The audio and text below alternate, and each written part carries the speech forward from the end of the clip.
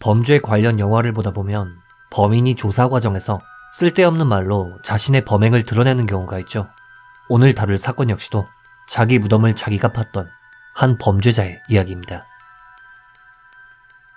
이 남성의 이름은 카와사키 타츠야. 시즈오카현 하마마츠시의 한 귤 농가에서 사남매 중 장남으로 태어난 그는 어린 시절부터 할머니의 사랑을 듬뿍 받았으며 커서 가면라이더 같은 히어로가 되고 싶다 라는 꿈을 가진 수다스럽고 밝은 아이였습니다. 하지만 초등학교 고학년이 되자 성격이 점점 내성적으로 변하기 시작하더니 이내 고등학교 3학년 무렵 학교를 자퇴하게 됩니다. 자퇴 이후 카와사키는 건설회사, 비료회사 등 여러 분야의 직장을 전전했고 그러던 2009년 무렵 한 운송회사에 취직하게 되어 우연히 한 직장 동료를 알게 됩니다. 이 남성은 카와사키보다 40살 연상이었던 스도 아츠시라는 인물로 두 사람은 오토바이를 좋아한다는 같은 취미가 있었는데요. 다만 취미만 같았을 뿐 사적인 교류는 전혀 없었다고 합니다. 그런데 이 별것 아닌 만남은 훗날 끔찍한 범죄로 이어지게 됩니다. 여기서 잠깐 말씀드리고 싶은 게 하나 있는데요. 이 사건의 범인은 계속 묵비권을 행사했기 때문에 명확하게 밝혀지지 않은 부분이 많다는 점을 미리 알려드립니다. 2015년 말 카와사키는 옛 직장 동료였던 62세 스도우 아츠시 씨의 뒤를 밟기 시작했습니다. 당시 스도우 씨는 2013년 정년퇴직 후 하마마츠시에 살고 있었는데 의외로 꽤나 재산이 많아 경제적으로 부유한 상태였죠. 그리고 카와사키가 노리던 것은 바로 이 스도우 씨의 재산이었습니다. 당시 카와사키는 스도우 씨의 뒤를 밟으며 그의 행동 패턴이나 보유한 재산 등을 유심히 관찰했고 결국 2016년 1월 25일 오후 6시 무렵 스도우 씨가 외출할 때면 우편함에 열쇠를 넣는다는 걸 확인한 그는 이를 훔쳐 곧바로 여벌 열쇠를 제작했습니다. 그리고 4일 뒤인 1월 29일 카와사키는 복제한 열쇠로 스도우 씨의 방에 침입, 그를 살해한 뒤 인감, 현금카드 등을 훔쳤습니다. 그리고 범행 후 카와사키는 시신 유기와 흔적 제거 작업에 착수했습니다. 이날 새벽 3시 30분 무렵 카와사키는 시신을 큰 상자에 넣은 후 위를 하얀 천으로 덮은 뒤 손수레로 운반해 차에 실었고 아침 10시에는 인근 다다미 업체에 전화해 새 다다미 좀 구매하려고요. 원래 쓰던 건 알아서 처분할 테니 회수 안 하셔도 돼요. 라는 말로 혈흔이 묻은 다다미를 교체했습니다. 이후 그는 인적이 드문 시간을 노려 이 혈흔이 묻은 다다미 6장을 몰래 밖에 버렸죠. 이렇게 성공적으로 현장의 증거를 인멸한 그는 본격적으로 스도우 씨의 재산을 훔치는 데 집중했습니다. 그는 훔친 인감을 이용해 피해자의 자동차 명의를 본인 이름으로 바꿨고 오토바이는 물론 스도우 씨의 집 소유주마저 자기 앞으로 바꿨죠. 심지어 피해자의 이름으로 계좌를 개설한 뒤 피해자의 노후자금 4,500만 원을 자기 통장으로 이체하는 것은 물론 노령연금 수령계좌도 자신이 개설한 계좌로 변경하는 등 그가 남긴 재산을 한 푼도 빠짐없이 훔쳤던 것인데요. 참고로 그는 시신을 어떻게 처리할지 반년 동안 시간을 끌다가 7월이 되어서야 불에 태운 뒤 하마나 호수 주변에 유기했습니다.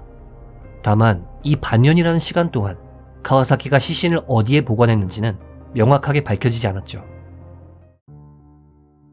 첫 범행 이후 약 6개월 후인 2016년 7월 카와사키는 또 한 명의 지인을 살해하는 두 번째 범행을 저질렀습니다. 두 번째 피해자는 범인과 동갑이었던 데마치 요우토 씨로 이 두 사람은 친구 사이였다고 하는데요. 과거 데마치 씨는 잠시 교도소에 수감된 적이 있었는데 이때 그의 짐을 카와사키가 대신 보관해주기도 했었고 데마치 씨가 카와사키에게 돈을 빌려주기도 하는 등 두 사람에게는 어느 정도 친분이 있었던 것으로 보입니다.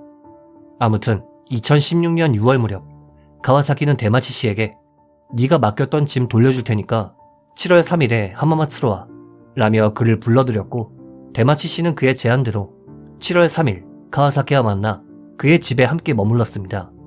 그런데 여기서 좀 이상한 일이 벌어집니다.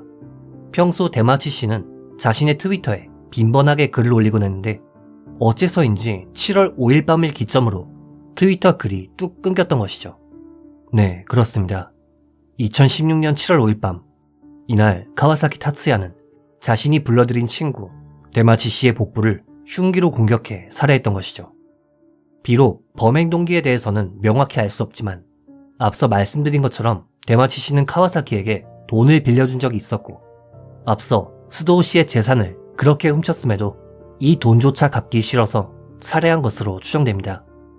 또한 첫 번째 범행 이후 반년 동안 경찰에 들키지 않았으니 두 번째 범행도 첫 번째 범행만큼 스무스할 거라 예상했겠죠. 그런데 여기서 카와사키의 치밀한 면모가 드러납니다. 그는 데마치 씨가 마치 살아있는 것처럼 위장하기 위해 피해자의 휴대전화에 전화가 걸려오자 대신 받은 다음 데마치요? 귤농장에 일하러 갔어요. 저녁엔 돌아올걸요? 라며 태연하게 거짓말을 하는 것은 물론 자신의 휴대전화에 비가 그쳤네요 라고 문자를 보낸 뒤 뭐 어쩔 수 없지 다음에 다시 하자 라고 답장을 해 1인 2역으로 자작극을 벌여 대화 기록까지 남겼으며 데마치 씨의 예전 직장 사물함 열쇠를 우편으로 보내는 등 매우 치밀한 공작을 벌였습니다. 하지만 첫 번째 범행 때와는 다르게 그의 두 번째 범행은 고작 3일 만에 꼬리를 밟히게 됩니다. 2016년 7월 8일 시즈오카현의 하마나 호수에서 이상한 걸 발견했는데 절단된 사람 신체 같다 라는 끔찍한 신고가 들어옵니다. 그리고 이 시신은 두 번째 피해자인 데마치 씨의 것이었죠. 한편 당시 경찰은 비공개로 첫 번째 피해자인 스도우 씨의 실종도 시야에 넣은 상태였는데 이 두 피해자들에겐 공통점이 하나 있었습니다. 바로 카와사키 타츠야라는 인물과 아는 사이였다는 점이죠.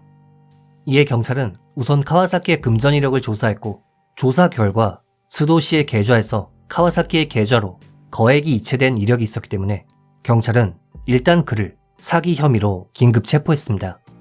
당시 경찰의 이 판단은 매우 현명했던 것이 사기 외에도 여죄가 있을 가능성이 매우 높은 용의자다 보니 이런 인간은 구금하지 않으면 증거를 인멸할 가능성이 상당히 높았기 때문이죠. 아무튼 그렇게 수사를 진행하던 도중 사건은 굉장히 의외의 방식으로 해결됩니다. 체포 후 구금된 카와사키가 경찰이 아닌 옆방 죄수에게 자신의 범행을 낱낱이 실토했던 것이죠. 서두에 말씀드렸던 것처럼 그는 유년 시절 수다스러운 성격이었는데 긴장한 탓이었는지 아니면 범행을 누군가에게 털어놓고 싶어서였는지 모르겠지만 아저씨를 죽인 다음에 젊은 놈도 죽였어. 첫 번째 범행은 맨션 훔치려고 죽였어. 둘 다 시신은 하마나 호수에 버렸지. 근데 경찰견이 찾아내면 어떡하지? 고기 조각 같은 거 나오면 곤란한데 라는 등 범행 순번, 동기, 유기 장소까지 낱낱이 실토한 것이었죠. 결국 그의 이 어처구니 없는 수다 때문에 결정적인 증인이 생겨버렸고 결국 8월 31일 경찰은 하마나 호수 근방에서 스도우 씨의 불탄 시신 일부를 발견할 수 있었으며 그의 자백 아닌 자백을 기반으로 수사한 결과 경찰은 첫 범행 당시 그가 시신과 다다미를 운반하는 CCTV 영상은 물론 카와사키의 차 안에서 발견된 두 번째 피해자의 휴대전화 등 결정적인 증거를 다수 확보할 수 있었습니다. 이후 2018년 1월 16일 1심 공판에서 카와사키는 모든 질문에 오로지 묵비권만을 행사하며 자신은 무죄라고 주장했는데요. 하지만 당시 경찰이 확보한 증거는 약 150개 이상이었고 이 중에는 CCTV 영상, DNA 감정 결과 등 과학적인 증거들도 다수 포함되어 있었습니다. 심지어 열쇠를 훔치려고 우편함을 뒤지는 영상까지도 존재했죠. 또한 두 번째 범행 역시도 범행 직후 특대형 상자를 구매한 이력, 카와사키의 방에서 발견된 데마치 씨의 혈흔과 뼈 조각 등등 증거가 매우 많았다고 합니다. 하지만 변호 측은 데마치 씨와 피고는 사이가 좋았다. 살인으로 번질 만한 문제가 없었다. 데마치 씨를 죽여도 피고인은 얻을 이득이 없다. 라며 계속해서 무죄를 주장했는데요. 그러자 검찰은 결정적인 증인을 내세웁니다. 바로 카와사키가 구금되었을 당시 그의 자백을 들었던 옆방 죄수를 증인으로 소환한 것이었죠.